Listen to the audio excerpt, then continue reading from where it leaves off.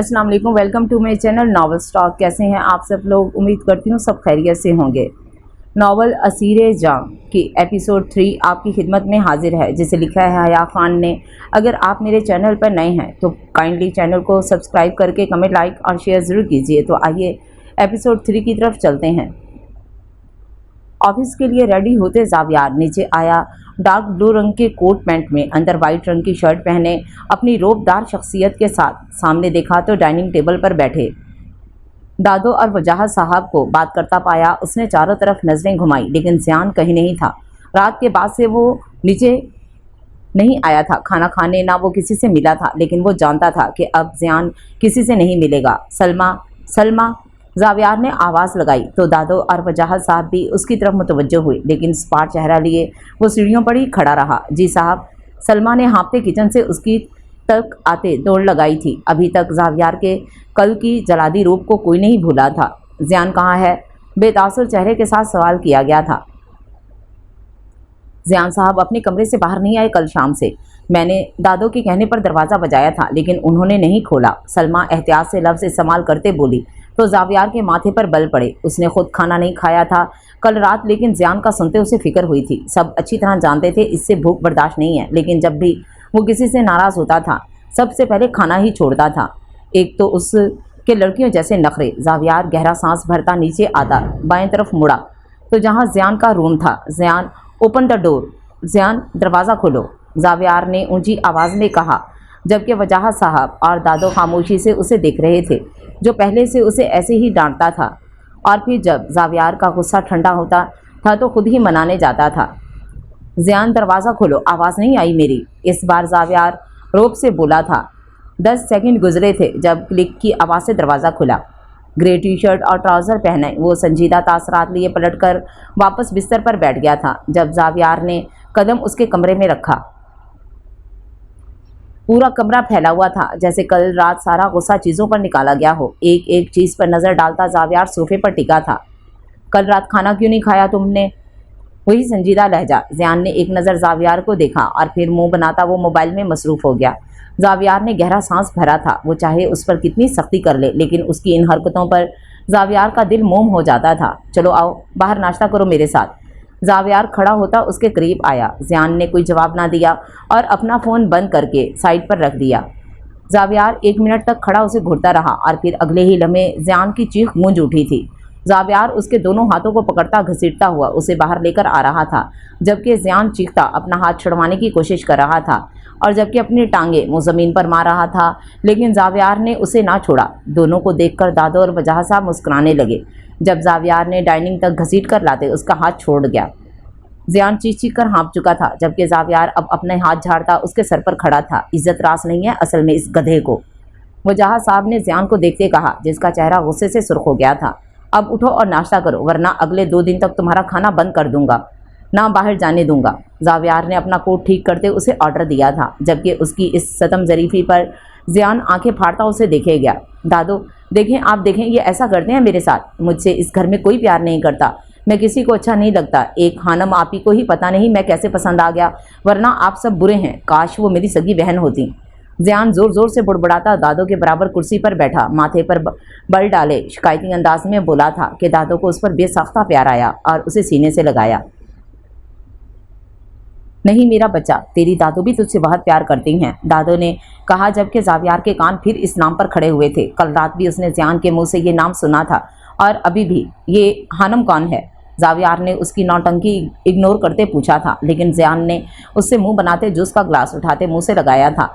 बेटा, हानम वही बच्ची है जिसने कल मुझे इस एक्सीडेंट से बचाया था। बहुत अच्छी बच्ची है, अगर कल वो ना होती तो पता नहीं क्या होता। मैं उसे कल घर लेकर आई थी, फिर साथ चाय पी थी, हम तेरा इंतज़ार कर रहे थे, लेकिन उसे फ़ोन आ गया था ज़रूरी और वो चली गई, वरना तुझसे मिलकर जाती। दादो ने पूरी बात उसके गोश-गुज़ार की थी।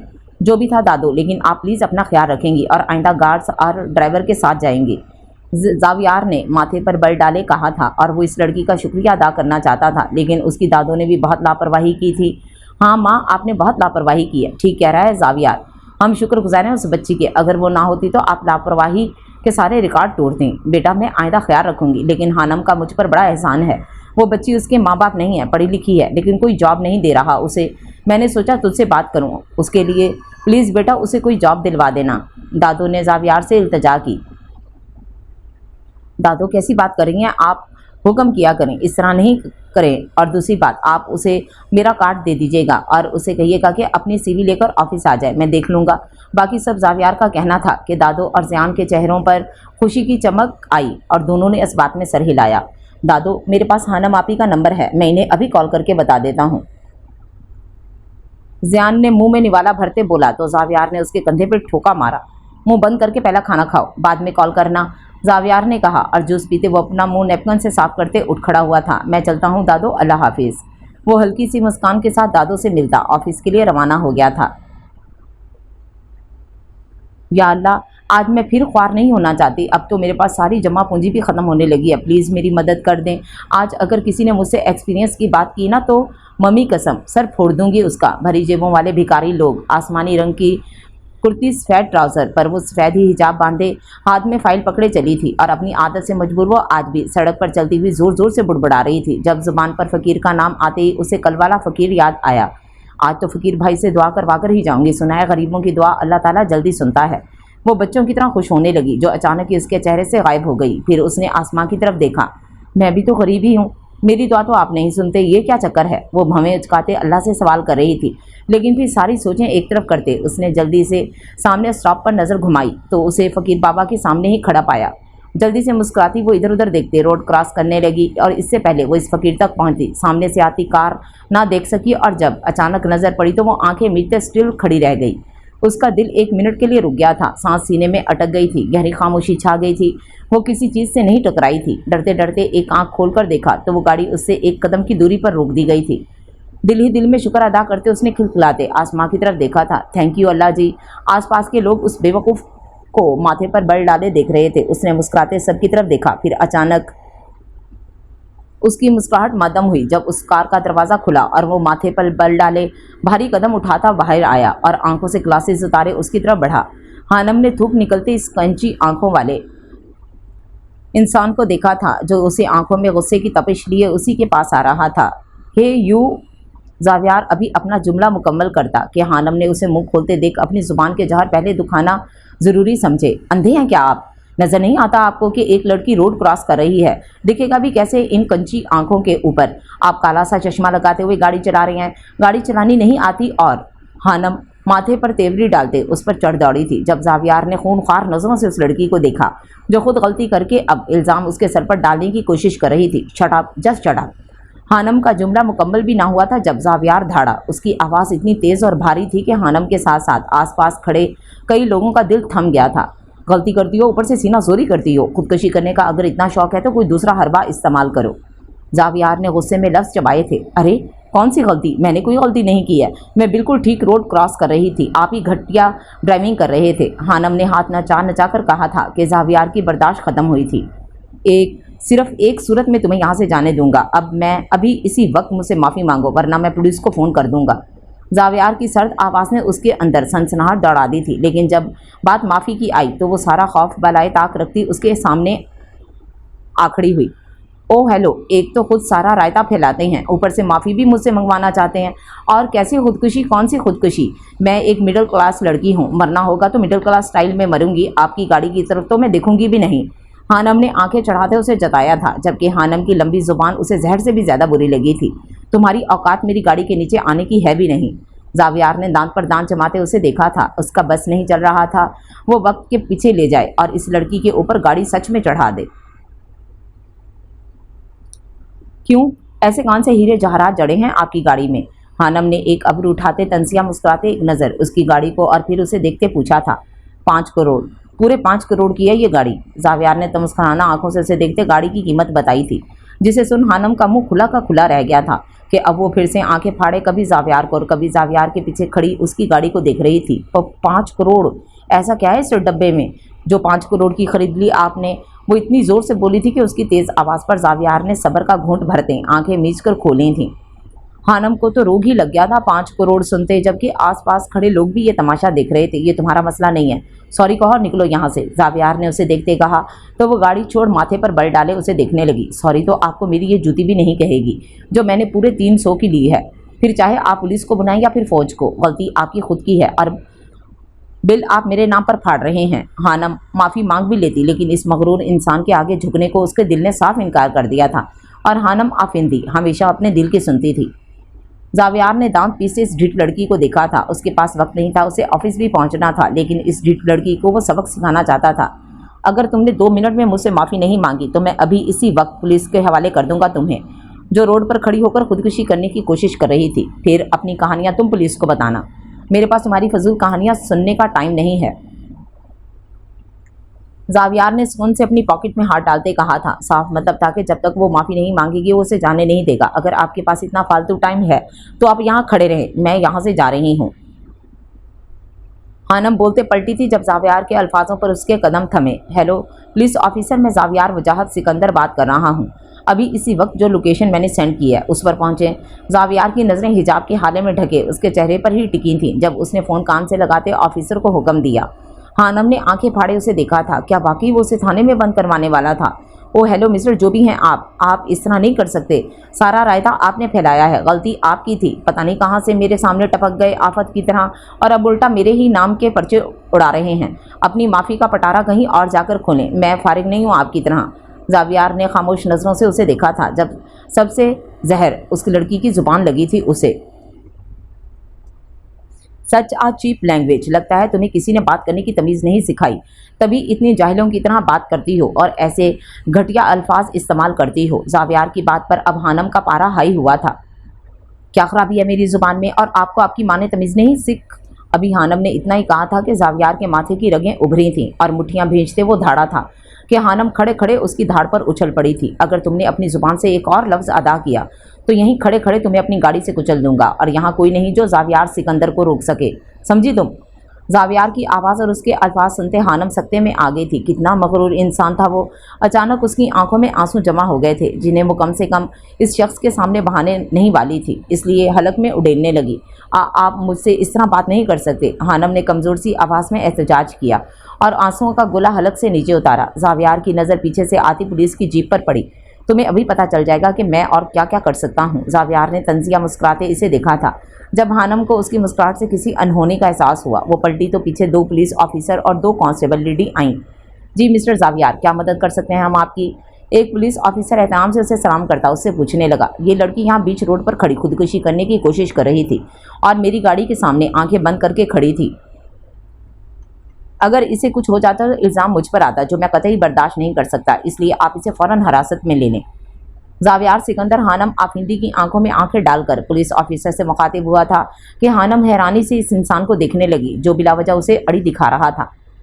ये झूठ बोल रहे हैं ऑफिसर, मैं तो रोड क्रॉस कर रही थी, पता नहीं ये कहाँ से जिन की तरह मेरे सामने आ टपके, मेरा इसमें कोई कसूर नहीं है। हानम फौरन अपनी सफाई में बोली थी। ए लड़की, मिस्टर सिकंदर के बारे में ये क्या बकवास कर रही हो तुम? वो एक मौजूद इंसान है, ज़रूर तुमने ही कुछ किया है। चलो इसे गाड़ी में डालो। ऑफिसर का कहना था कि दोनों हट्टी कट्टी औरतें हानम को थामते उसे घसीटते जीप की तरफ ले जाने लगीं। मैंने कुछ नहीं किया, आप एक बार मेरी बात तो सुन लें। ऑफिसर, मैं झूठ नहीं कह रही, प्लीज़ मेरी बात सुन लें, ये इंसान झूठ कह रहा है। वो औरतें इसे घसीटती हुई जीप में बिठा गई थीं। जब जावियार तंजिया मुस्कुराता ऑफिसर की तरफ पलटा। मिस्टर जावियार, आप फिक्र ना करें, मैं इसकी अच्छी तरह खातिर मुदारत करवा दूंगा। ऑफिसर मुस्कुराता जावियार से बोला तो वो स्पाट तासरात लिए उसे देखने लगा। कोई ज़रूरत नहीं है, ये सिर्फ उसे डराने के लिए था। कुछ देर हवालात की हवा खिलाकर उसे छोड़ देना। लड़की पर हाथ उठाया या किसी भी तरह का तशद्दुद किया तो तुम्हारे हाथ मैं खुद तोड़ दूंगा। जावियार के लहजे में छुपी साफ वार्निंग देख उस ऑफिसर की बोलती भी बंद हुई। वो फ़ौरन से सर अस्पात में हिला गया। जो आपका हुक्म सर, हम इसे 2-3 घंटे में छोड़ देंगे, वो ऑफिसर सर झुकाते बोला। तो जावियार अस्पात में सर हिलाता, एक नज़र जीप को देखता, ग्लासेस लगाते अपनी गाड़ी की तरफ मुड़ गया था, जबकि हानम बार बार यही कह रही थी कि उसने कुछ नहीं किया, वो बेकसूर है। अब तो उसकी आंखों में आंसू आने लगे थे।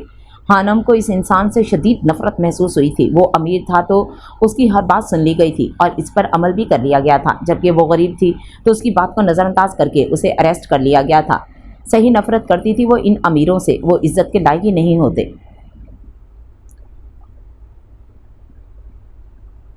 ये सोचते सोचते उसकी आंखों से आंसू टूटकर गिरे थे। उसे तो कोई छेड़ने वाला भी ना था। पुप्पो तो कभी उसकी बेल ना करवाती, जबकि जैद वो 12 साल का बच्चा क्या कर सकता था। एक बार ये मुझे मिल जाए, मैं छोड़ूंगी नहीं इस कंची आंखों वाले जल्लाद को। नम आंखों से मुंह में बुड़बुड़ाते वो आंखें बंद करती जावियार के अक्स से मुखातिब हुई थी। यारम अपने कैबिन में बैठा और उसकी पीए आयशा उसे आज की सारी रूटीन से आगाह कर रही थी। जब जावियार बिना नॉक किए कैबिन में दाखिल हुआ, एक वही थे जो इस तरह एक दूसरे के कैबिन में दाखिल हो सकते थे। जावियार आती सामने रखे सोफे पर बैठा था और माथे को मसलने लगा था। यारम ने गौर से उसे देखा था और दूसरी नज़र आयशा को, जिसे महसूस करते वो एकदम खामोश हुई थी। मिस आयशा, 2 कॉफ़ी मेरे केबिन में भिजवा दें, मैं आपको थोड़ी देर में बुलाता हूँ। रुखाई से कहता वो अपनी चेयर पर से उठा था, जबकि आयशा उसका हुक्म सुनते फौरन वहां से गायब हुई थी। सोफे के पीछे बनी ग्लास वॉल के पास खड़े होते यारम ने आती जाती गाड़ियों पर एक नज़र डालते फिर उसे देखा था। सब ठीक है? यारम ने इतना ही कहा था। वो इंतजार कर रहा था कि जावियार खुद कुछ कहे, लेकिन उसे खामोश देख वो खुद ही मुखातिब हुआ। कुछ नहीं, बस सर में दर्द है, ऊपर से आज एक जाहिल लड़की से रास्ते में मेरी गाड़ी टकराते टकराते बची है। उसकी 100 गज की जुबान ने और दिमाग खराब कर दिया है। जावियार ने सर पीछे सोफे पर गिराते आंखें बंद करते उसे बताया तो यारम के माथे पर बल पड़े। खैरियत है? कुछ हुआ तो नहीं? यारम के सवाल पर जावियार ने माथा मसला था। हाँ सब ठीक है, ऐन वक्त पर मैंने ब्रेक लगाई, वरना वो लड़की आज जिंदा ना बचती। ऊपर से सबके सामने तमाशा बनाते मुझे ही बातें सुना रही थी। मुझसे माफ़ी मांगने के बजाय उल्टा बदतमीजी कर रही थी। बदतमीज लड़की। जावियार की आंखों में फिर उसका अक्स आया था और उसने गुस्से से दांत किचकिचाए थे, जिसे यारम ने बड़े गौर से देखा था। फिर तुमने क्या किया? यारम के सवाल पर जावियार ने गर्दन हल्की सी मोड़कर उसे देखा था और फिर मुस्कुराया था। तंजिया मुस्कुराहट। पुलिस के हवाले करके आया हूँ। कुछ घंटा सलाखों के पीछे रहेगी तो अकल ठिकाने आ जाएगी। जावियार ने वापस चेहरा मोड़ते आंखें बंद की तो यारम खामोशी से उसे देखने लगा। कई लम्हे खामोशी से गुजर गए, लेकिन यारम कुछ न बोला। तो जावियार ने आंखें खोलते उसे देखा जो उसी को घूर रहा था। जावियार ने गहरी सांस भरते आंखें घुमाई थीं। ये क्या फजूल हरकत की है तुमने? एक लड़की को पुलिस के हाथों पकड़ा दिया। जावियार, एक लड़की की इज्जत बहुत कीमती होती है और तुम उसे थाने में बंद करवाकर यहाँ आराम से बैठे हो। यारम की संजीदा आवाज़ पर जावियार ने आंखें खोलते फिर उसे देखा। वो लड़की यही डिजर्व करती थी। मैं उसकी हरकत शायद माफ़ कर भी देता, लेकिन उसने मुझसे बहुत बदतमीज़ी की थी जो मैं किसी सूरत बर्दाश्त नहीं कर सकता था। उसे सज़ा मिलनी ही थी। जावियार के जहन के पर्दों पर उस लड़की का अक्स लहराया था जब वो रोती हुई खुद को छुड़वा रही थी, लेकिन फिर उसकी बदतमीज़ी याद आई तो सर झटकते वो बिलाखिर उसी बात पर मुत्तफिक हुआ कि उसने बिल्कुल ठीक किया है। अभी फ़ोन करो उस ऑफिसर को और उस लड़की को छुड़वाओ। यारम ने संजीदा नज़रों से जावियार को देखते कहा तो वो माथे पर बल डाले उसे देखने लगा। तुम मेरे दोस्त हो और उस गैर लड़की की साइड ले रहे हो। जावियार ने गुस्से में कहा तो यारम के तासरात में कोई फ़र्क ना आया। जो गलत है वो गलत है। यारम ने अभी भी संजीदा लबो लहजे में कहा तो जावियार ने गहरी सांस भरी। ठीक है, करता हूँ कॉल, जावियार ने कहा। तो इतने में आयशा ने दरवाज़ा खटखटाया। यारम की इजाज़त पर वो अंदर आई और जावियार के सामने रखी टेबल पर कॉफ़ी रखते वो पलटी। जब जावियार ने आयशा को जाते देख यारम की तरफ देखा। मुझे लगता है हमें एक और सेक्रेटरी की ज़रूरत है। मिस आयशा पर काफ़ी बोझ आ जाता है जिसकी वजह से वो काफ़ी प्रेशर में रहती हैं। उसकी बात पर यारम भी मुत्तफिक था। अक्सर वो हड़बड़ा जाती थी और कुछ ना कुछ भूल जाती थी, लेकिन यारम उसे कुछ नहीं कहता था और यही वजह थी कि उस पर बहुत बोझ था, वरना यारम अपने काम को लेकर कोई समझौता बर्दाश्त नहीं कर सकता था। ठीक कह रहे हो तुम, और मैं मज़ीद गलतियां अब बर्दाश्त नहीं कर सकता इनकी। बेहतर यह है कि एक और सेक्रेटरी हायर कर लो। यारम की बात पर जावियार के जहन में दादो की बात याद आई। आज दादो ने उस लड़की के बारे में बताया था मुझे जिसने कल उनकी जान बचाई थी। उसे किसी जॉब की ज़रूरत है, पढ़ी लिखी है लेकिन एक्सपीरियंस नहीं है। मिस आयशा के साथ रहेगी तो वो उसे सब समझा देंगी। क्या कहते हो? जावियार ने यारम की तरफ देखते उसकी राय जानना चाहिए थी, जिस पर वो सोचने लगा। नहीं, अगर एक्सपीरियंस नहीं है तो फ़ायदा नहीं है, क्योंकि वो गलतियां करके ही सीखेगी और तुम्हें पता है हम गलतियां अफोर्ड नहीं कर सकते। यारम ने पुरसोच लहजे में कहा, लेकिन एक बार उसका इंटरव्यू लेने में क्या हर्ज है, देख लेते हैं। जावियार की बात पर यारम ने इस्बात में सर हिलाया। ठीक है, उसका इंटरव्यू मैं ही लूँगा फिर, यारम ने कहा तो जावियार ने हामी भरते कॉफ़ी का कप उठाते मुंह से लगाया था। और 2 दिन के बाद जो फंक्शन है उसके बारे में क्या ख्याल है? जावियार ने कॉफ़ी का सिप लेते कहा तो यारम ने भी घूंट भरते आसमां की तरफ देखा और फिर मगरूराना मुस्कुराहट ने उसके चेहरे का अहाता किया। ख्याल नहीं, यकीन है। हर साल की तरह इस साल भी ये अवार्ड हमारी कंपनी को ही मिलेगा। जावियार ने यारम की बात की तस्दीक में सर इस बात में हिलाते उसे मुस्कुराकर देखा था। बेशक ये मुकाम इन दोनों ने मिलकर हासिल किया था, लेकिन वो अच्छी तरह जानता था कि इस मुकाम के लिए यारम ने कितनी मेहनत की है। ये सब विरासत के नाम पर उसकी झोली में नहीं डाला गया था, ये सब उसकी मेहनत का नतीजा था। उसने दिन रात मेहनत की थी इस जुनून के साथ कि एक दिन वो सब हासिल कर लेगा, और आज वो इस मुकाम पर आ पहुंचा था कि पूरे बिजनेस वर्ल्ड में उसका नाम बन गया था और जावियार को अपने दोस्त पर फख्र था। वो मुस्कुराता यारम को देख रहा था जब उसका दिमाग फिर कुछ देर पहले के मंजर में अटका था। वो भूला नहीं था हानम को, लेकिन वो चाहता था कुछ घंटे वो हवालात की हवा खाए, इसलिए यारम के दिमाग दूसरी बातों में लगा दिया था। उसने जावियार सिकंदर से बदतमीजी की थी और उसकी सज़ा तो उसे मिलनी ही चाहिए थी। पता नहीं क्यों, लेकिन वो लड़की उसे एक आंख भी अच्छी नहीं लगी थी और ना ही जावियार को उस पर तरस आया था। मुल्क के बहुत बड़े ब्रांड से कुछ दिन पहले उसे फैशन शूट की ऑफर आई थी और उसके मुताबिक आज उसका शूट था, जहां वो तैयार बैठी थी, ब्लैक जीन्स पहने जो उसके जिस्म पर काफ़ी तंग थी। उसके साथ वो ब्लैक टॉप पहने थी जिसकी आसीन सिरे से गायब थी, सिर्फ ब्लैक स्ट्रेप्स लगी हुई थी। उसके ऊपर वो ब्लैक कोट अपने कंधों पर डाले हुए थी जो उसके बरहना बाजों को छुपा गया था। एक मेकअप आर्टिस्ट उसके खूबसूरत चेहरे को मज़ीद खूबसूरत और उसकी ड्रेसिंग की तरह बोल्ड बना रही थी, जबकि पीछे एक मर्दनुमा औरत खड़ी उसके बालों को संवार रही थी और वो खुद अपने मोबाइल में मसरूफ थी। ड्रेसिंग रूम का दरवाज़ा किसी ने खटखटाया तो उसने अंदर आने की इजाज़त दी। शीशे से नज़र आते शख्स को देख अर्शिया के लब हल्की सी मुस्कुराहट में ढले थे। हे ब्यूटीफुल, कैसी हो? शेज ने उसे देखकर मुस्कुराकर कहा और पीछे सोफे पर जा बैठा, जबकि वो भी अब तैयार खड़ी थी। एक नज़र खुद को देखते वो मुस्कुराई थी, मगरूर मुस्कुराहट। फिर उसने पलटकर शेज को देखा था। खूबसूरत, बेहद खूबसूरत, कोई इतना हसीन कैसे हो सकता है? शेज ने उसे देखते कहा तो वो एक अदा से मुस्कुराई थी। जवाब देना ज़रूरी नहीं समझा, फिर पलटकर खुद को आईने में देखा। एक ऑफ़र आई है तुम्हारे लिए। शेज ने उसके मगरूराना तासरात को देख बात जारी रखी तो उसने आईने से ही शेज की तरफ सवालिया नज़रों से देखा। कैसी ऑफ़र? वो अपने बालों को अपने हाथों से ठीक करते पूछने लगी। पाकिस्तान में बहुत बड़ा बिजनेस अवार्ड फंक्शन होने वाला है जिसके लिए वो किसी सेलिब्रिटी को बुलाना चाहते हैं और तुम्हारा तो आजकल हर जगह चर्चा है, इसलिए वो चाहते हैं कि तुम उनके फंक्शन में चीफ गेस्ट बनकर आओ। शेज ने ऊपर से नीचे उसका गहरी नज़रों से जायज़ा लेते तफसील से उसे बताया तो वो खामोशी से उसे सुनने लगी। लेकिन मैंने ऐसे किसी बिजनेस अवार्ड फंक्शन अटेंड नहीं किए कभी, अर्शिया ने बिना उसे देखे कहा तो वो मुस्कुराया। अरे ब्यूटीफुल, वहाँ कुछ नहीं करना है, बस वहाँ तुम स्पेशल गेस्ट होंगी और बस जैसे वो कहे उस बिजनेसमैन के हाथों में जाकर उस अवार्ड को थमा देना है। अर्शिया कुछ लम्हे सोचती रही, फिर फैसला करते शेज की तरफ मुड़ी। ठीक है, मेरी तरफ से रजामंदी जाहिर कर देना। आज का पूरा दिन मसरूफ़ है मेरे लिए, तो तुम ज़रा ये सब देख लेना और बाकी डिटेल्स मुझे कल दे देना। वो शेज को कहती बाहर की तरफ रवाना हो गई थी, जबकि शेज ने मुस्कुराते उसे बाहर जाते देखा था। एक बार हाथ आ जाओ तुम, बस ये सारा गुरूर एक झटके में तोड़ दूंगा मैं। शेज के इरादे उसी की तरह नापाक थे जिनसे अर्शिया ना वाकिफ थी। हेलो माई ब्यूटीफुल लेडी, कैसी हैं आप? अलमीर ने वीडियो कॉल की थी दादो को। वो भले इन सब से दूर था लेकिन पूरी कोशिश करता था कि इन्हें किसी किस्म की कमी महसूस ना हो। उसकी जा मुझसे बात मत कर, 8 महीने हो गए लेकिन तू अभी तक नहीं आया, बस फ़ोन पर अपनी शक्ल दिखा देता है। दादो ने नम आंखों से उसे शिकवा किया तो वो गहरा मुस्कुराया। अरे माय लेडी, क्या करूं मैं, मेरी जॉब ही ऐसी है, आपको तो आदत हो जानी चाहिए यार अब। अलमीर की बात पर दादो ने नरूठेपन से चेहरा मोड़ा। वैसे मैंने आपको सरप्राइज़ देने के लिए कॉल की थी, लेकिन आप तो मेरी शक्ल भी नहीं देख रही, अलमीर ने अफसरदा लहजे में कहा तो दादो के कान लफ्ज़ सरप्राइज़ पर खड़े हुए। अच्छा बता, कैसा सरप्राइज़? उनको जज्बाती होता देख अलमीर मुस्कुराया। उसकी खूबसूरत मुस्कुराहट जिस पर ना जाने कितनी लड़कियां दिल हार देती थीं। कुछ दिनों में वापस आ रहा हूं मैं, और इस बार लंबे अरसे के लिए आऊँगा। अलमीर की बात पर दादो के चेहरे पर नाकाबिले बयान खुशी छाई थी। तू सच कह रहा है बेटा, तू वाकई वापस आ रहा है? कब? दादो ने नम आवाज़ में पूछा तो अलमीर ने ज़ोरों शोर से सर हाँ में हिलाया। ये तो नहीं बताऊंगा, और इस बार तो शादी करके ही जाऊंगा मैं, इसलिए कोई अच्छी सी लड़की देख लें मेरे लिए। पूरे 5 मिनट बड़ा हूँ मैं जावियार से और 28 साल का होने वाला हूँ यार, क्या कमारा मार देंगी मुझे?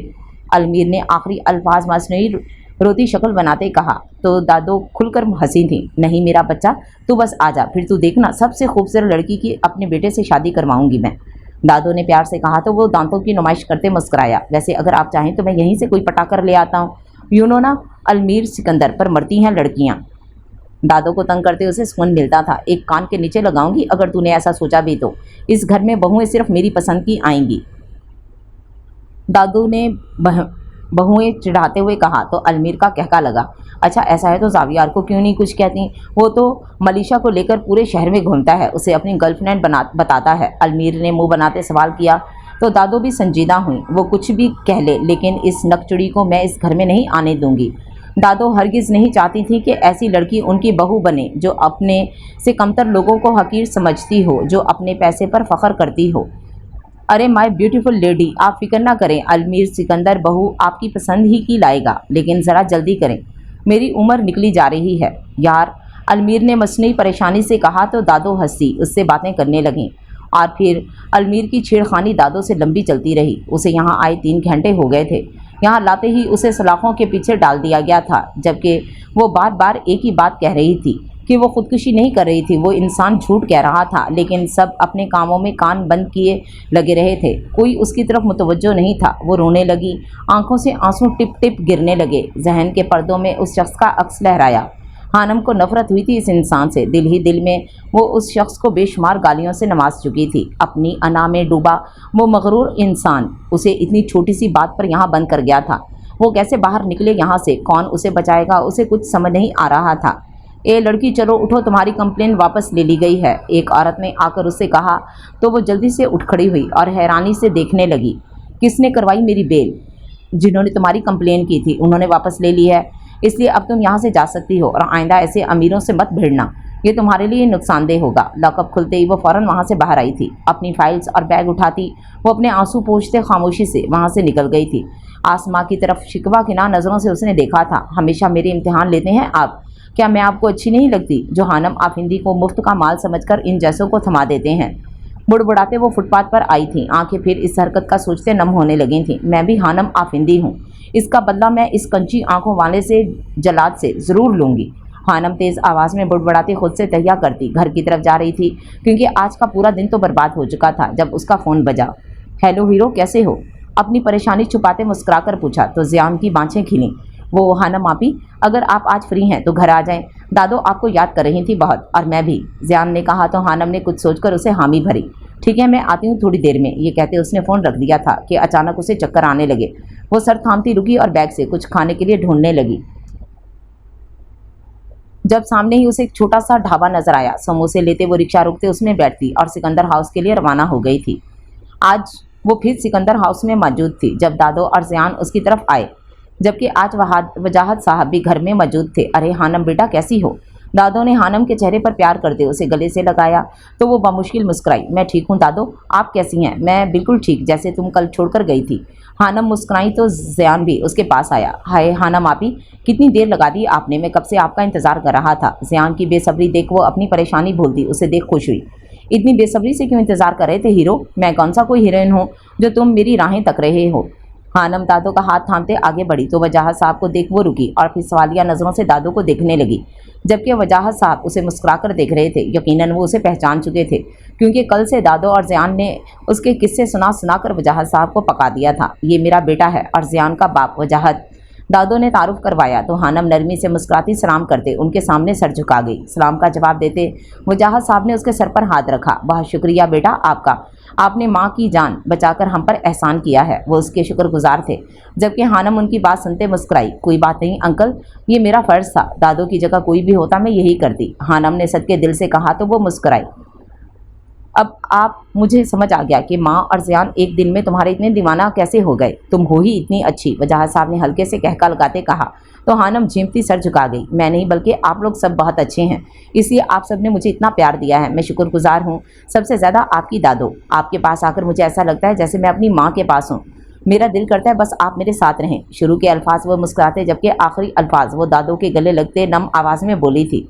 पता नहीं उसे क्यों इतना रोना आ रहा था, बस उसका दिल चाह रहा था कि कोई उसके पास हो और वो गले लगकर बेतहाशा रोए, लेकिन कोई था ही नहीं जो उसे सहारा देता। इतने सालों से खुद को खुद ही संभाला था, लेकिन आज दादो का आगोश मिलते ही उसका दिल चाह रहा था बस वो यहीं छुपी रहे।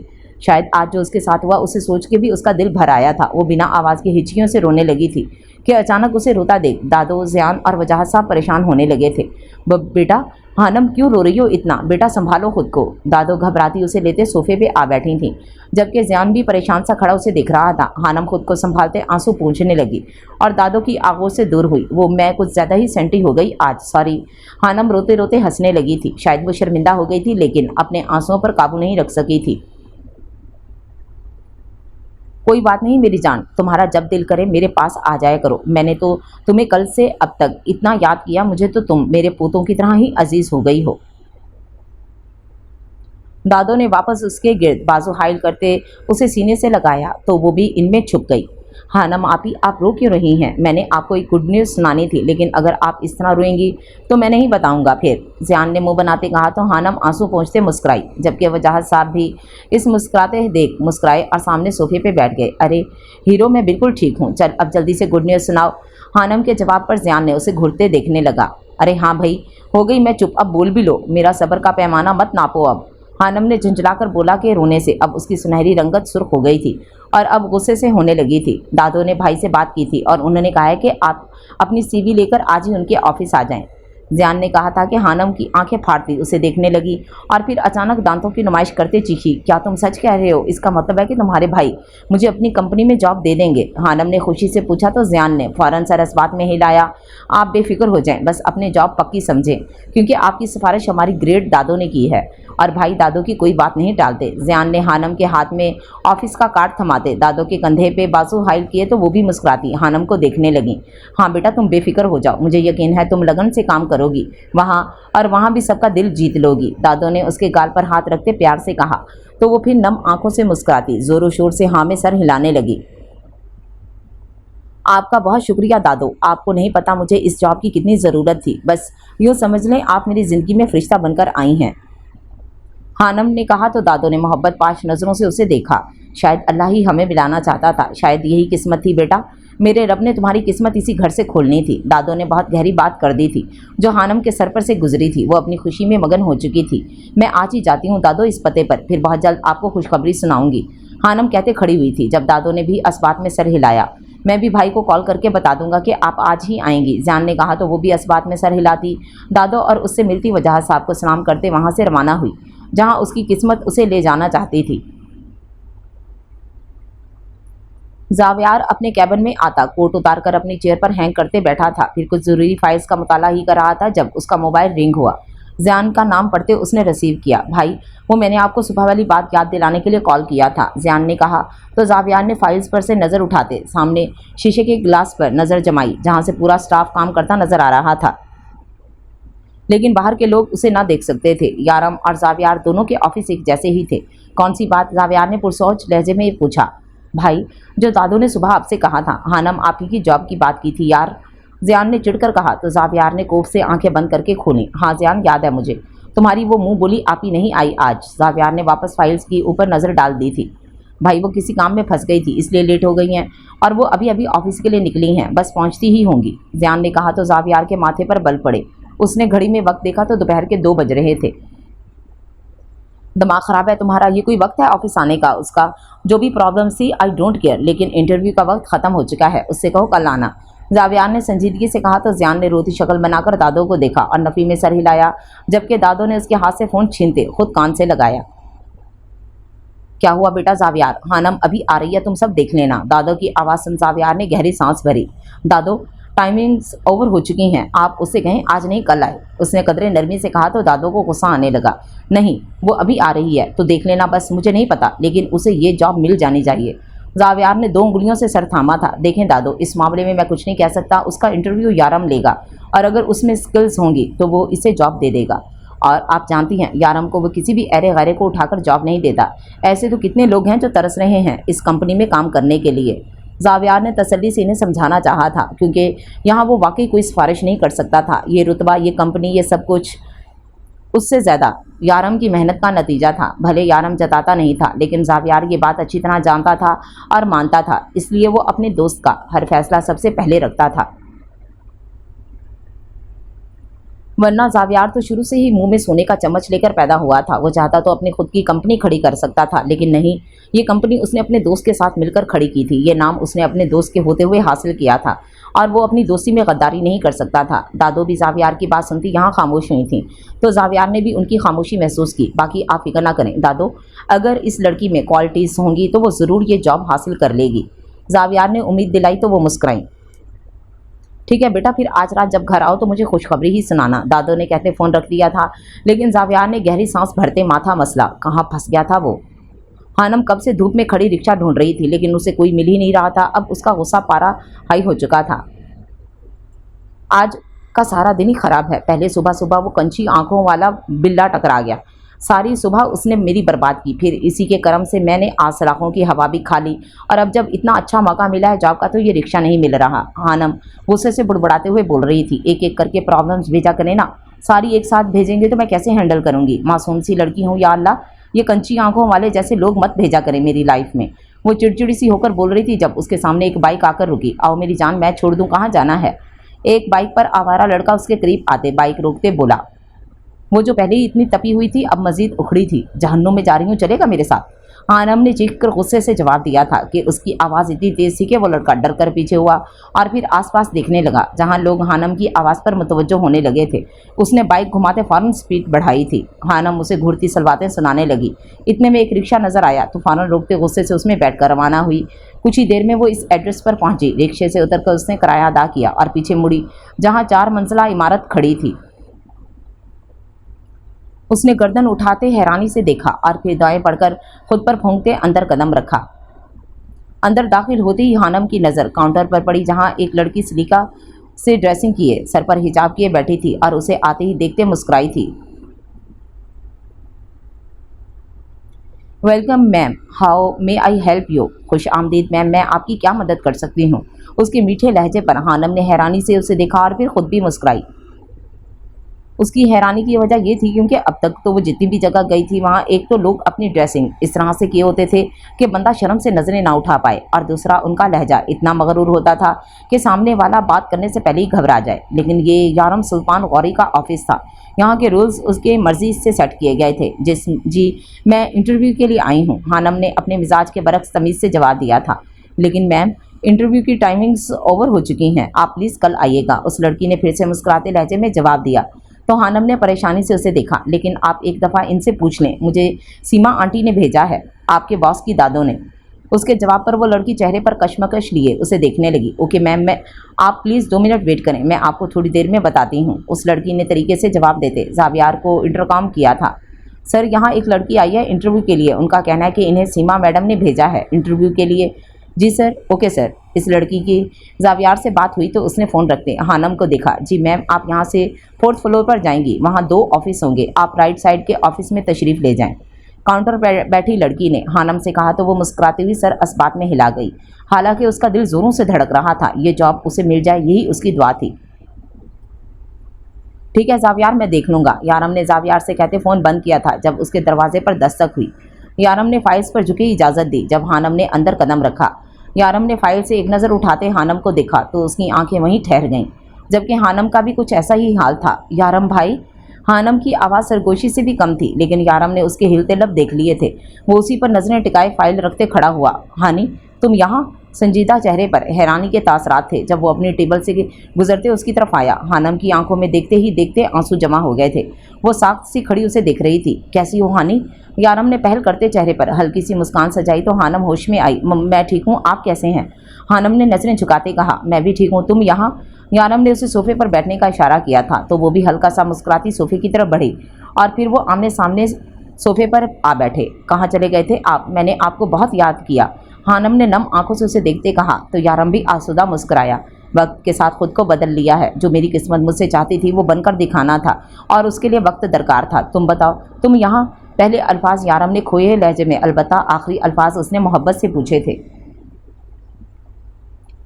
मैं वही हूँ जहाँ थी जब आप और खाला मोहल्ला छोड़कर गए। उसके बाद तो जैसे सब कुछ बर्बाद हो गया था।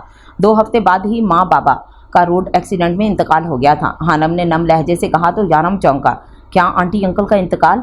यारम के हलक से धीमी सी सरगोशी निकली थी और फूफो जो माँ बाबा के होते हुए बखेड़ा डालकर रखती थीं, वो हम दोनों बहन भाई के पीछे हाथ धोकर पड़ गईं। बस इन्हें हाथ में पैसा चाहिए होता है और मैं अकेले बस ये सोचती रहती हूँ कि कोई जॉब मिल जाए तो मुश्किलें आसान हो जाएं। जैद तो अभी बच्चा है, कहता है मैं स्कूल छोड़ देता हूँ, आपके साथ कमा लूँगा, कुछ पैसे आ जाएंगे। वो नम लहजे में अचानक हल्का सा हंसी नफ़ी में सर हिलाते बोली थी। माँ बाप जब ज़िंदगी में ना हो तो हर तरफ वीरानी छा जाती है भाई। यहाँ भी ऐसा ही हुआ। जिस दुनिया की तपिश से बाबा हम दोनों को बचाना चाहते थे और बचाते आए थे, आज हम उसी में जल रहे हैं। मुझे वो रौनकें बहुत याद आते हैं, आनम ने अचानक रोते हुए कहा, तो जबकि यारम खामोश बैठा था। तसल्ली देने को कोई अल्फाज नहीं थे क्योंकि वो उससे दर्द से गुजर चुका था। वो हानम को दर्द को बहुत अच्छी तरह समझ सकता था, लेकिन फिर हानम ने खुद को संभाला और अपने आंसू पोंछे। माँ बाप जब ज़िंदगी में ना हो तो पता चलता है कि इंसान का इस दुनिया में इनके सिवा और कोई नहीं होता, और इस बात का अंदाज़ा बहुत अच्छी तरह हो गया है अब मुझे। इसलिए 1 साल से जॉब ढूंढने में लगी हूँ, लेकिन सबको एक्सपीरियंस चाहिए, कोई भी जॉब देने को तैयार नहीं। किस्मत यहाँ ले आई और यहाँ आप मिल गए। हानम ज़बरदस्ती मुस्कुराती यारम को दिखने लगी तो यारम कई लम्हे उसे देखता रहा। वो यारम की बहनों की तरह थी, लेकिन वक्त की दौड़ में वो उसे कहीं भूल ही गया था, और आज जब मिली तो उस पर गुजरी तकलीफ सुनते यारम खामोश हो गया था। उसे तरस आया था हानम पर, जिसने इतनी सी उम्र में इतनी सख्तियाँ झेलनी थीं, क्योंकि वो आलिया बेगम को बहुत अच्छी तरह जानता था कि वो किस तरह की खातून है। और अब ये सुनते कि वो और जैद उसके साथ अकेले रह रहे हैं, उसे फिक्र होने लगी थी उनकी। आलिया आंटी का रवैया कैसा है तुम लोगों के साथ? यारम के दिल में बहुत से सवाल थे, लेकिन इस सवाल के सुनते हानम अजियत से मुस्कुराई थी। अब तो पहले से भी ज़्यादा टॉर्चर करती हैं, क्योंकि मैं नाजायज़ जो हूँ। हानम नम आंखों से आंखें मीचते बोली कि यारम का दिल अजीब हुआ था। हानी खामोश हो जाओ, यारम ने भरम होते कहा था। वो ये अल्फाज उसके मुंह से कभी नहीं सुनता था, लेकिन वो जैसे हमेशा खुद को याद दिलाती रहती थी, या शायद आलिया उसे कभी भूलने ही नहीं देती थी। वो आंसू पोंछते बामुश्किल मुस्कुराई। तुम जॉब के सिलसिले में आई थी? यारम ने सवाल किया तो उसने इस बात में सर हिलाया। लेकिन आप भी यहीं जॉब करते हैं? हानम ने उसका इतना खूबसूरत कैबिन देख ताज्जुब से सवाल किया तो वो मुस्कुराया। ये मेरा ऑफिस है, गौरी ग्रुप ऑफ इंडस्ट्री का मालिक यारम सुल्तान गौरी। यारम उसकी आंखों में देखते मुस्कुराकर बोला तो हानम का मुंह खुला का खुला रह गया। वो यारम को आंखें फाड़े देखने लगी और फिर उसके कैबिन को। ये आपका ऑफिस? आप इतने अमीर हो गए यारम भाई? हानम ने मुंह खोले कहा तो यारम ने उसका रिएक्शन देख इस बात में सर हिलाया। Yes miss हानम। यारम की खूबसूरत मुस्कुराहट देख हानम हंसते हंसते रोने लगी। भाई आपने सब हासिल कर लिया, आप बदल गए, आज आप बदल गए, आप पूरे बदल गए। हानम के अल्फाजों पर यारम की मुस्कुराहट में ढले होंठ सिमटे। जहन के पर्दों पर बहुत कुछ लहराया था कि अब यारम कुछ कह ना सका। हानम ने उसकी खामोशी देखकर नज़रें झुकाई थीं, वो समझ सकती थी। और वाह भाई, आपने तो बॉडी शॉडी बना ली है, मतलब आप तो लग ही नहीं रहे हमारे यारम भाई। जैद देखेगा ना आपको खुशी से पागल हो जाएगा। वो उसने भी आपको बहुत याद किया। पहले हानम एक्साइटेड सी बोली थी, लेकिन आखिरी अल्फाज में फिर आवाज़ रुंध गई थी। यारम से मिलकर उसे लग रहा था जैसे इस दुनिया में उसे एक मुखलिस रिश्ता वापस मिल गया हो। उसकी बात सुन यारम ने मध्यम सा मुस्कुराते उसके सर पर हाथ रखा। मैं तुम दोनों से मिलने ज़रूर आऊँगा। यारम के कहने पर हानम ने फ़ौरन इस बात में सर हिलाया। लेकिन तुम यहाँ कैसे पहुँची? यारम ने अचानक जहन में आते सवाल हानम से पूछा। मुझे तो हीरो और दादो ने भेजा है यहाँ, हानम ने खुशी से बताया तो यारम के माथे पर नासमझी से बल पड़े। ओहो, मेरा मतलब है सीमा आंटी और ज़ियान ने। वो एक एक्सीडेंट में उनकी जान बचाई थी मैंने, तभी मेरी उनसे मुलाकात हुई, उन्होंने यहाँ भेजा। हानम ने कहते कहते अपनी ज़ुबान को ब्रेक लगाया और यारम का चेहरा देखने लगी। आप सीमा आंटी के पोते हैं? हानम ने हैरानी से पूछा तो यारम ने आंखें बंद करते नफ़ी में सर हिलाया। तो तुमने जान बचाई थी दादो की? बहुत शुक्रिया हानी, वो मेरे दोस्त की दादी हैं और वो मेरा पार्टनर भी है, यारम ने बताया तो हानम ने समझते इस बात में सर हिलाया।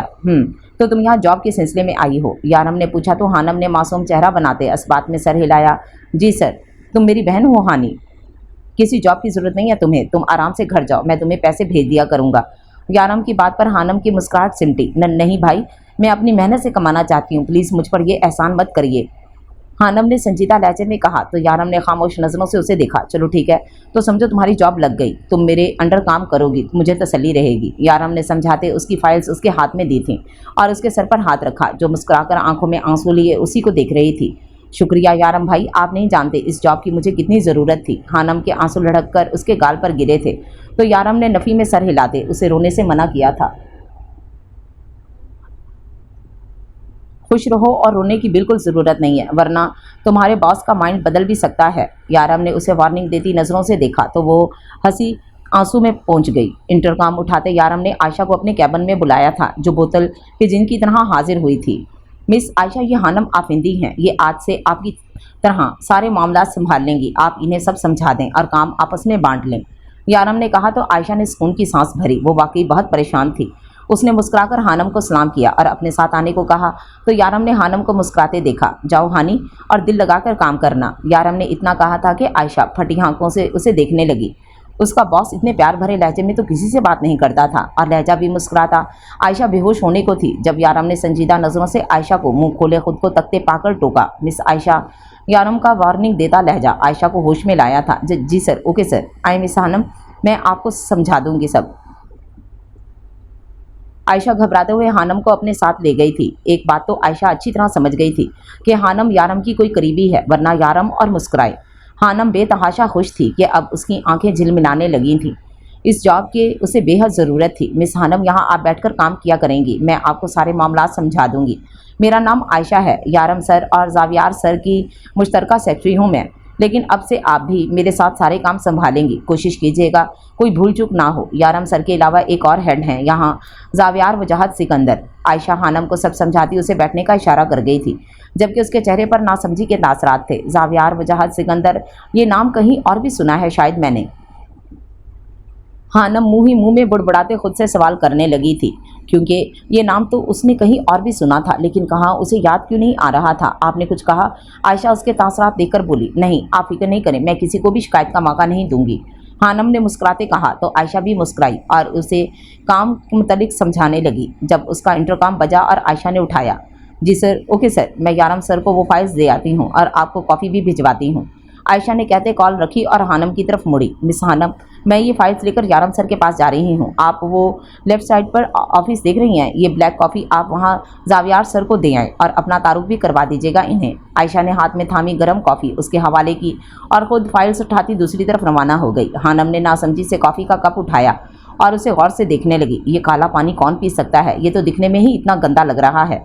हानम कॉफ़ी को गौर से देखते बोली और फिर करीब जाते उसे सूंघते हानम को उल्टी आने लगी थी। उफ, बहुत गंदी स्मेल है इसकी तो। छोड़ो मुझे, क्या कौन सा मैंने ये काला पानी पीना है।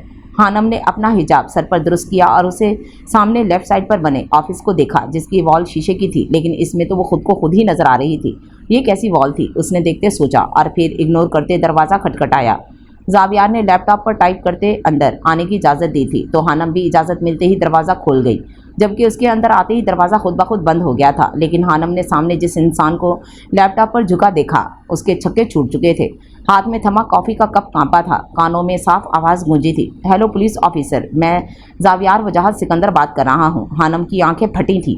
अब समझ आया था कि उसे ये नाम इतना सुना सुना क्यों लगा था। जावियार वजाहत सिकंदर, वो बुलंद आवाज़ के साथ हैरत से बुड़बड़ाई थी कि जावियार जो लैपटॉप पर काम कर रहा था, अपने नाम की आवाज़ सुनते नज़र उठाकर जो सामने खड़े वजूद को देखा तो उसकी हालत भी हानम से कुछ अलग ना थी। वो हैरान आंखों से हानम को देखने लगा, लेकिन फिर हैरानी की जगह गुस्सा दर आया। लैपटॉप छोड़ते उसने गहरी सुरमई आंखों में गुस्से की तपश लिए सामने खड़े वजूद को देखा था, जैसे आंखों ही आंखों में जलाकर राख कर देगा। उसे देख हानम ने थूक निकला था। ये कैसा फजूल इत्तेफाक था। तुम यहाँ क्या कर रही हो? जावियार ने चबा चबा कर पूछा था कि उसे सामने खड़ी लड़की की मौजूदगी अपने ऑफिस में जहर से भी ज़्यादा बुरी लगी थी, जबकि हानम को तो शायद सदमा लग गया था सामने बैठे इंसान को देखकर। तुम्हें आवाज़ नहीं आई मैं क्या कह रहा हूँ? जावियार उसे खामोश देख धाड़ा तो वो उसके गुस्सा देख उछली और गर्म कॉफ़ी के छिंटे उसके हाथ पर आ गिरे। हानम ने तकलीफ से आंखें मींची क्योंकि कॉफ़ी ज़्यादा गर्म थी उसके हाथ पर, जबकि जावियार ने कोफ से आंखें बंद करके खोली थीं। डिस्कस्टिंग गर्ल, जावियार ने गुस्से से उसे ऊपर से नीचे तक देखकर कहा था, जबकि उसकी आंखों में आंसू देखकर भी जावियार के चेहरे पर नरमी के तासरात नहीं आए थे। हानम ने नज़र उठाकर उसे देखा तो वो स्पाट चेहरा आंखों में गुस्सा लिए उसे ही देख रहा था। अचानक ही उसे गुस्सा आया था। अपनी नम आंखों पर एक हाथ से ही अपने आंसू पोंछते उसने सामने बैठे बंदे को देखा था जो बहुत मगरूर था। तुम मेरे ऑफिस में क्या कर रही हो? जावियार ने हर लफ्ज़ ठहर ठहर कर बोला था कि हानम के माथे पर भी अब बल आए। वो इस आदमी से डरती नहीं थी, उसे तो खुद इस बंदे से सख्त नफरत थी। मैं यहाँ काम करती हूँ, लेकिन अगर मुझे थोड़ा सा भी पता होता ना कि आप जैसा कंची आंखों वाला जलाद भी यहाँ काम करता है तो मैं मर जाती, लेकिन अपने फरिश्तों को भी इस कंपनी के आसपास भटकने ना देती। कॉफ़ी का कप टेबल पर पटक कर रखते उसने जावियार को देखकर गुस्से से कहा था, जबकि अपनी सीट से टेक लगाकर बैठे जावियार ने अपनी गहरी सुरमई आंखों से उसका अपनी नम आंखें पोंछना और फिर उसका चीखना और फिर उसका कॉफ़ी के कपों को पटक कर उसकी टेबल पर रखना बहुत गौर से देखा था।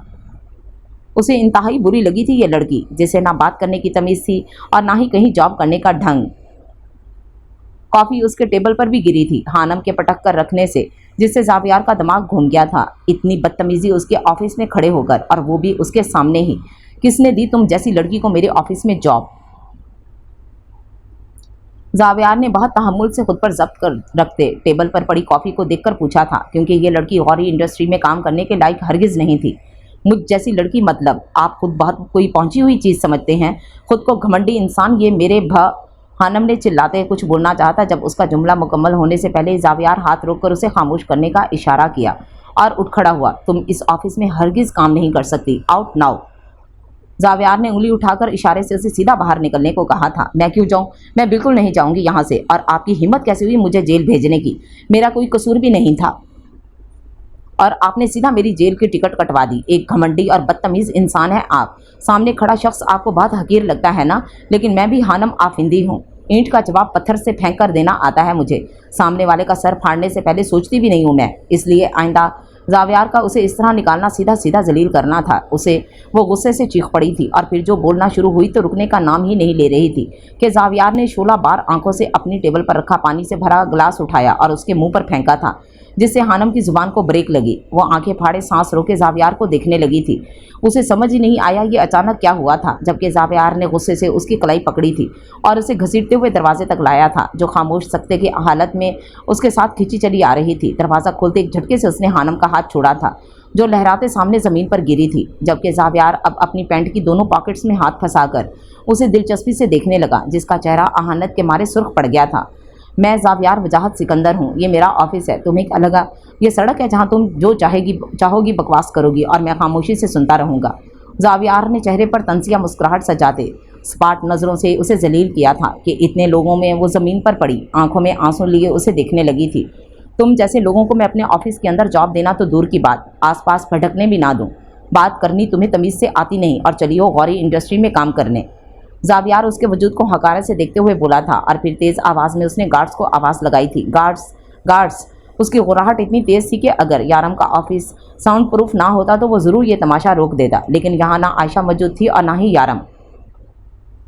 गार्ड्स फ़ौरन से पहले वहाँ आए थे, जिसे देख हानम के चेहरे पर हैरानी आई थी। क्या वो उसे अब यहाँ से धक्के देकर बाहर निकालने वाला था? वो तो उसकी सोच से भी ज़्यादा घटिया साबित हुआ था।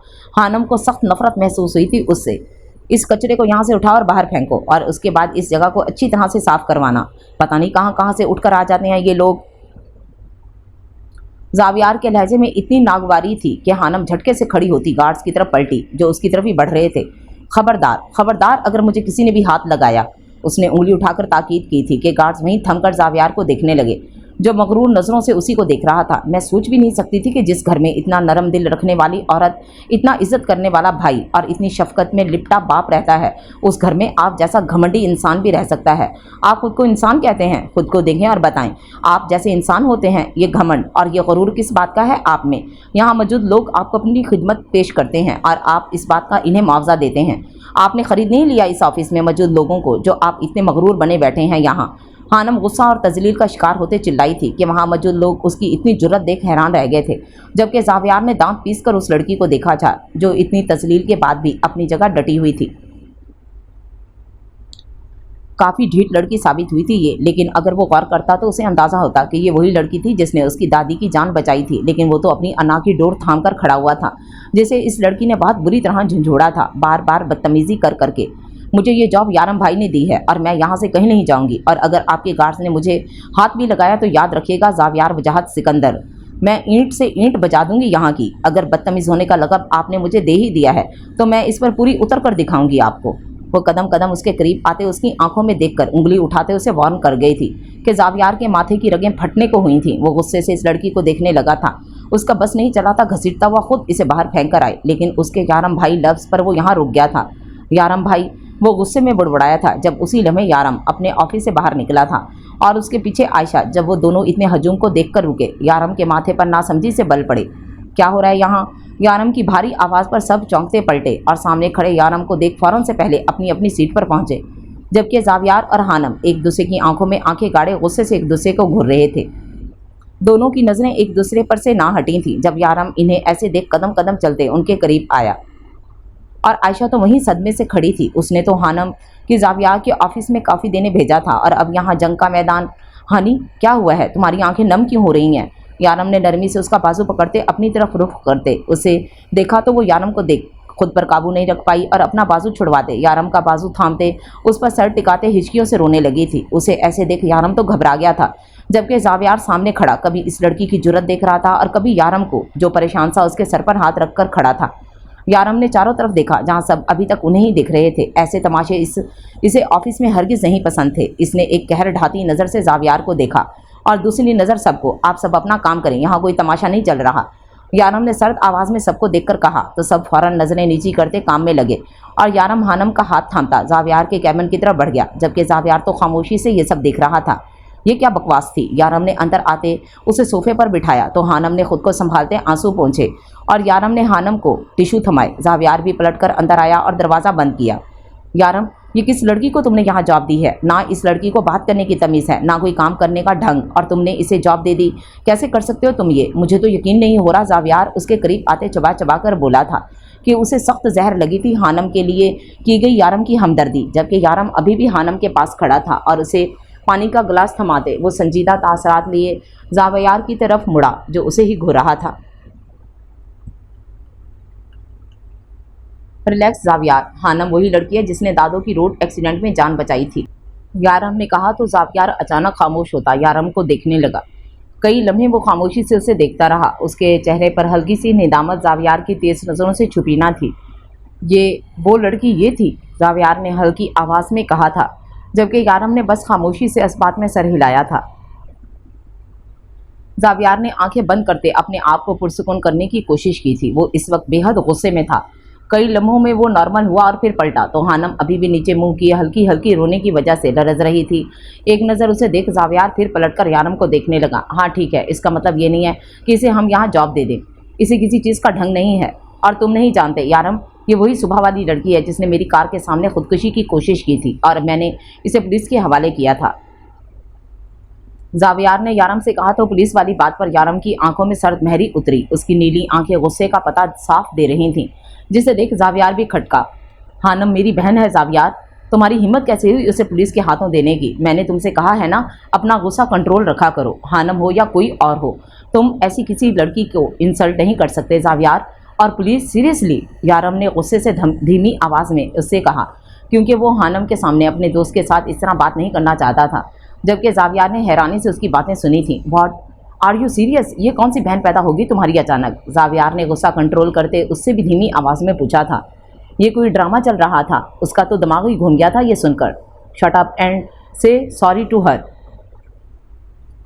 खामोश रहो और माफ़ी मांगो इससे, यारम ने चबा चबा कर कहा तो जावियार ने अब्रू झुकाते यारम को और फिर पलटकर एक नज़र हानम को देखा, जो अब खूनख्वार नज़रों से उसे ही देख रही थी। जावियार ने तंजिया हंसते उसे देखा और फिर पलटकर यारम को, तुम्हें लगता है मैं माफ़ी मांगूंगा? और वो भी इस लड़की से जिसने मुझसे इतनी बदतमीज़ी करके सारा हिसाब बेबाक कर लिया है और अब तुम्हें देखकर आंसू बहाए जा रही है।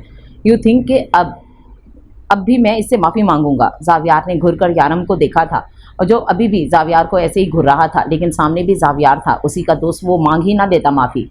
यारम खामोश होता हानम की तरफ बढ़ा और उसके बराबर में जाकर बैठा। हानी, ये मेरा दोस्त है जावियार। यारम ने नरमी से उसका तारुफ करवाया तो जावियार अब दाद देती नज़रों से उसे देख रहा था। यारम इतनी नरमी से बात सिर्फ दादो और आनी से ही करता था और उनके बाद अब इस लड़की से कर रहा था, जो कम से कम जावियार को तो इस नरमी के लायक हरगिज़ नहीं लगी थी। जावियार ने कोफ से सोचते आंखें घुमाई थीं।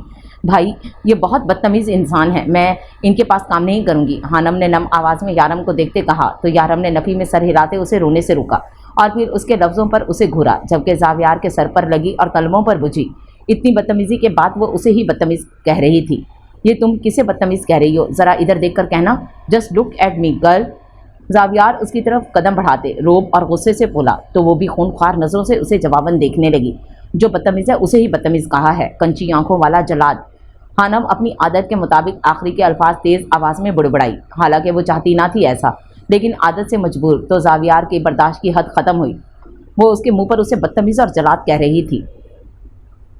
लिसन यारम, या तो ये लड़की इस ऑफिस में काम करेगी या मैं, भले ये तुम्हारी बहन होगी, लेकिन मैं इतनी बदतहजीब लड़की को यहाँ काम करते नहीं देख सकता। जावियार ने खुद पर जब्त करते यारम को कहा तो यारम ने उसे घूर कर खामोश रहने को कहा। जावियार से ये ड्रामा अब बर्दाश्त नहीं हो रहा था। जावियार, सीरियसली तुम कोई छोटे बच्चे हो जो ऐसे बिहेव कर रहे हो? मुझे यकीन नहीं हो रहा ये तुम हो, यारम ने जावियार को देखकर कहा था। और हानि, तुम इस तरह बदतमीजी नहीं कर सकती। मैं चाहता हूँ पुरानी बातें भूलकर तुम दोनों प्रोफेशनल होकर काम कर रहे हो, ना कि यहाँ यूँ बच्चों की तरह झगड़ो। इसलिए हानि, आइंदा आप इस तरह जावियार से बदतमीजी नहीं करोगी। मेरी तरह उसे भी अपना बड़ा भाई समझो। यारम ने तहम्मुल से दोनों को समझाना चाहा तो जावियार और हानम ने एक आवाज़ में नहीं कहा तो यारम इन दोनों को देखने लगा, जबकि वो दोनों अब यारम को घूर रहे थे कि यारम ने सख्ती से आंखें मीचते खूनी, ये मेरी बहन, नो नेवर। जावियार ने उसे गुस्से से देखकर कहा। नागवारी से कहा तो हानम भी जावियार को जहर भरी नज़रों से देखने लगी। ओ हेलो, ये बात मुझे आपसे कहनी चाहिए, आपसे, और वो भी मैं कोई रिश्ता जोड़ूं, इससे अच्छा है मैं जहर खा लूं। हानम ने नखवत से जावियार को आंखें चढ़ाते कहा तो वो उसे कच्चा चबाने के लिए आगे बढ़ा। जावियार, यारम की आवाज़ गूंजी तो वो थमा, जबकि नज़रें अभी भी उस लड़की पर जमी थीं। हानी, बिहेव इस तरह, आइंदा मैं आपको जावियार से बात करते ना देखूं। वो जस्ट आपके बॉस हैं और आप उसे इसी तरह से इज्जत दोगी। और जावियार, तुम हानम को एक एम्प्लॉय की तरह ट्रीट करोगे, तमीज़ से और इज्जत से, जैसे हम सबको ट्रीट करते हैं, ओके? यारम ने इन दोनों को देखते कहा तो वो दोनों खामोशी से देखने लगे, लेकिन कोई जवाब नहीं दिया। Is that clear? यारम ने ऊंची आवाज़ में कहते इन दोनों को की हामी चाहिए तो वो दोनों खामोशी से अस्पात में सर हिला गए। यारम ने आयशा को बुलाया तो वो फ़ौरन वहाँ पहुँची। आप मिस हानम को बाहर लेकर जाएं और उसे रिलैक्स करें और इन्हें समझाएं सब अच्छी तरह से। ऑफिस के रूल्स से लेकर इनको हर काम समझाने की जिम्मेदारी है आपकी, और इन्हें स्टाफ से भी मुतारफ़ करवा दीजिएगा। यारम ने आयशा को समझाते हानम को तसल्ली दी तो वो खड़ी हुई और आयशा के साथ खामोशी से बाहर चली गई, जबकि ऑफिस में अब यारम और जावियार ही रह गए थे। ये तुम क्या कह रहे थे? ये कौन सी बहन पैदा हुई है तुम्हारी जिसके बारे में मैं नहीं जानता? जावियार भड़कता हुआ उसके आगे बढ़ा, जो सोफे पर बड़ी शान और इत्मीनान से बैठा था। जावियार, हानम को मैं बचपन से जानता हूँ। जब से उसने बोलना सीखा है तब से उसने मुझे अपना भाई माना है और मैंने उसे सच्चे दिल से अपनी बहन माना है। अपने दुख में इतना अंधा हो गया था कि पलटकर इस जगह को दोबारा देखा नहीं और सब छोड़ गया। आज इतने वक्त बाद उससे मुलाकात हुई है तो अंदाज़ा हुआ है कि सिर्फ मेरा ही दुख बड़ा नहीं था, ये ज़िंदगी दूसरों के भी इम्तिहान ले रही थी। उसके हालात काफ़ी ख़राब हैं, सर से माँ बाप का साया भी छिन गया है और वो खुददार लड़की मुझसे 1 रुपया नहीं लेगी, इसलिए मैंने उसे यहाँ जॉब दी है। यहाँ के अलावा मैं उसे कहीं और जॉब करने नहीं दूंगा, इसलिए तुम भी थोड़े नॉर्मल हो जाओ। और इस सब के अलावा उसने दादू की जान बचाई है। क्या ये काफ़ी नहीं है तुम्हारे लिए कि अगर वो ना होती तो आज हम सोच भी नहीं सकते कि क्या हो सकता था? यारम ने उसे तहम्मुल से समझाते आखिर में उसे हानम का एहसान याद दिलाया था, जबकि जावियार ने कोफ से आंखें बंद की थीं। यही क्यों थी वो जिसने दादू की जान बचाई? कोई और भी तो हो सकती थी। वो सिर्फ सोच कर रह गया। एक तो मुझे समझ नहीं आता तुम्हारा ये दिल हर किसी को देखकर पिघल क्यों जाता है? जावियार बोलते हुए पलटकर अपनी चेयर पर जा बैठा। हर किसी के लिए मेरा दिल नहीं पिघलता, ये बात तुम अच्छी तरह जानते हो। जावियार की बात पर यारम को बहुत कुछ याद दिला गई थी, जिसे सोचकर यारम का दिमाग गर्म होने लगा था और ये बात जावियार ने भी महसूस की थी। वो वाकई ये रूप हर किसी के लिए नहीं रखता था। अच्छा ठीक है, मैं कोशिश करूंगा, लेकिन उसे भी समझा देना अपनी ज़ुबान मेरे सामने कंट्रोल में रखे। तुम्हें पता है मेरा दिमाग बहुत जल्दी गर्म हो जाता है, मैं खुद पर कंट्रोल नहीं रख सकता। जावियार ने एहसान करने वाले अंदाज में कहा तो यारम नफ़ी में सर हिलाता उसके रूम से निकल गया, जबकि पीछे जावियार ने उसकी लंबी और बेहुदा जुबान का सोचते मुट्ठियां भेजी थीं। अगर तुमने मुझ पर यह एहसान नहीं किया होता तो आई स्वेयर मैं तुम्हें यहाँ टिकने भी नहीं देता। जावियार गुस्से में बुड़बुड़ाता हुआ अपनी टेबल को देखने लगा जिस पर कॉफ़ी गिरी थी। उसने आंखें जब से बंद की और इंटरकॉम उठाया। आयशा, मेरी टेबल साफ़ करवाओ फ़ौरन। वो दबी दबी आवाज़ में धाड़ा तो आयशा ओके सर कहते फ़ौरन से अपने काम में लगी। आज का दिन वाकई ख़राब था। इस्लामाबाद के मशहूर होटल में अर्शिया असफंद राना कुछ ऑर्गेनाइजर्स के साथ बैठी थी, वाइट स्लीवलेस शर्ट और पैंट के साथ। वाइट ही उस पर कोट लिया हुआ था, हाई पोनी बांधे उसके बाल अब कंधों को छू रहे थे और डील डन होते उन्होंने वहां से तरह तरह के लवासमात लगवा दिए थे। अर्शिया जूस का ग्लास मुँह से लगाते बनावटी मुस्कान के साथ वहाँ बैठी थी और फिर कुछ ही देर में वहाँ से वो लोग जाने के लिए उठे थे जब उसका मोबाइल रिंग हुआ। हेलो, वो फ़ोन कान से लगाते चलते हुए अपनी कार तक आई। जब ड्राइवर ने दरवाज़ा खोलते उसे आगे सर झुकाया तो वो अपनी गाड़ी में जा बैठी।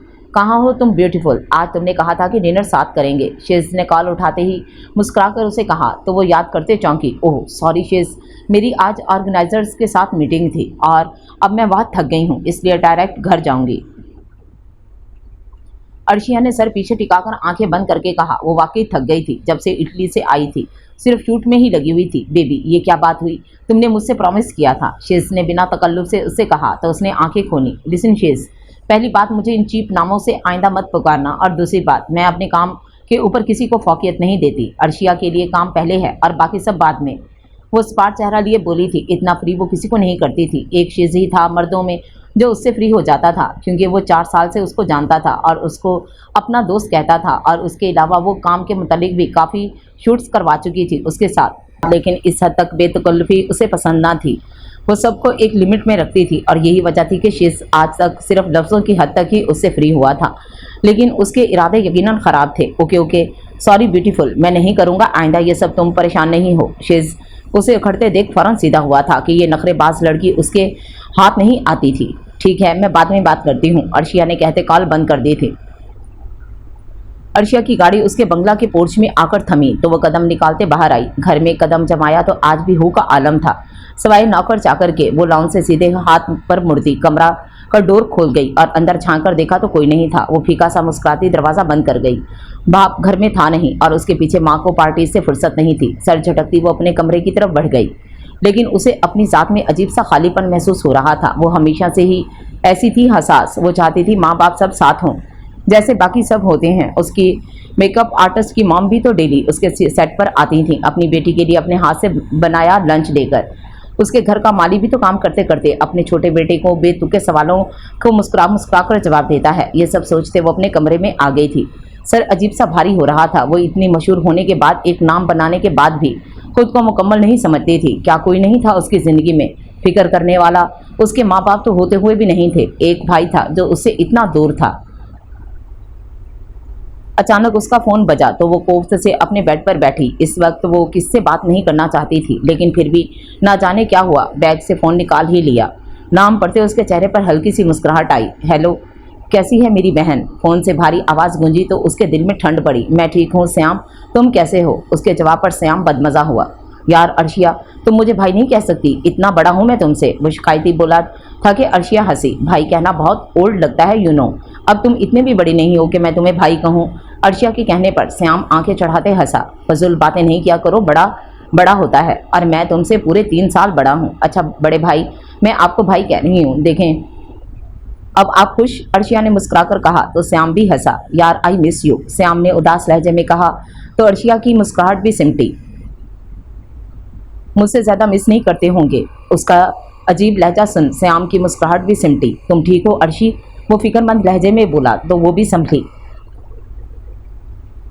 हाँ ठीक हूँ, आ भी जाओ। अब तुम यहाँ पढ़ाई के नाम पर तुम किसी ज़्यादा ही लंबा टिक गए हो वहाँ, अर्शिया ने कहा तो श्याम ने मुस्कुराते सर को खम दिया।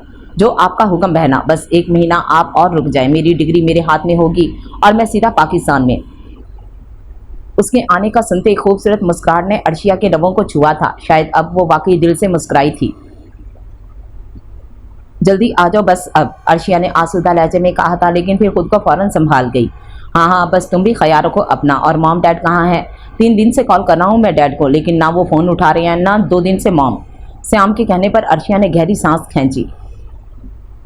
डैड दोस्तों के साथ ट्रिप पर गए हैं और मॉम हमेशा की तरह पार्टी। अर्शिया की बात पर श्याम की मुस्कुराहट भी सिमटी। चलो ठीक है, फिर तुम ही बता देना इन्हें मेरे प्लान्स का, श्याम ने गहरी सांस भरते संजीदा लहजे में कहा तो अर्शिया फीका सा मुस्कुराई। इन्हें मुझसे बात करने का टाइम मिला तो बता दूंगी। अर्शिया के कहने पर श्याम भी ज़बरदस्ती से मुस्कुराया। चलो ठीक है, फिर मैं तुमसे बाद में बात करता हूँ, ख्याल रखना अपना, श्याम ने कहा तो वो कहती फ़ोन रख गई।